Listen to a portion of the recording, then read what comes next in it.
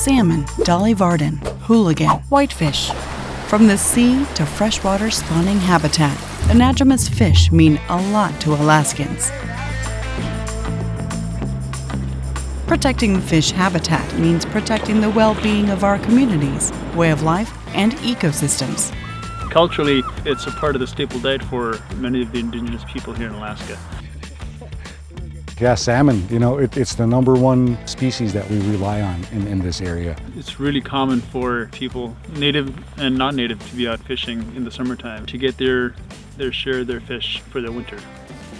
And then economically, Alaska is huge in the fishing industry, so it's one of those really important resources that we have here in Alaska.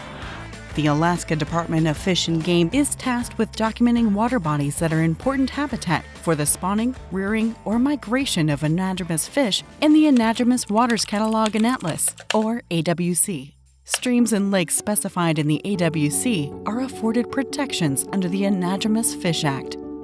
Despite ongoing efforts to add water bodies to the AWC, significant gaps in its coverage remain, particularly in remote and difficult-to-access regions of Alaska. Now, you can join the effort to fill in those habitat gaps. Through a new, easy-to-use smartphone app, you can submit observations while you're out on the land. So having this app be a way to get boots on the ground and have people be the power in the data is pretty unique in order to help fill that data gap and get more information about the anadromous waters and streams and fish species that are there. And so with climate change and the shifts that are occurring and the environment changing in ways that we can't keep up with, this is another way to showcase and track that. It has all the regions in here: Arctic, interior, south central, southeast, southwest, and west.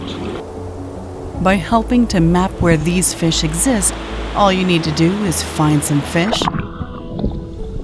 fill out a few simple data fields, collect photos, and hit submit. And hit save.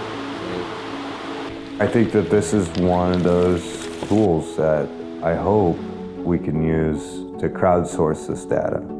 Because there are people who go places that I have never been, even on this island. And I've been to a lot of places on this island. We got a lot of trappers around here. People that just go out and sightsee and try to go to remote areas where people haven't been. And I think they would love to use the app. Here's the kicker. Submit an observation that the Alaska Department of Fish and Game approves as new data, and we'll send you money to reward your efforts. We're hoping to solve the challenge of uncatalogued fish habitat by learning from the people that know the land best, you.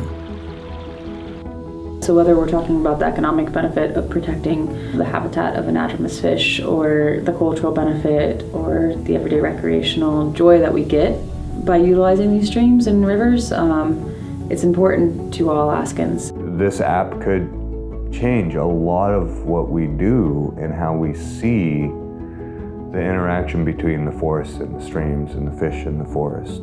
I mean, there are so many species that all play a part in order to have a proper functioning ecosystem. We've been able to harness what we harvest from the land. We don't cultivate the land, the land cultivates us. This app was made possible through a collaboration between the Indigenous Sentinels Network, U.S. Fish and Wildlife Service, Alaska Department of Fish and Game, and the Northern Latitudes Partnerships.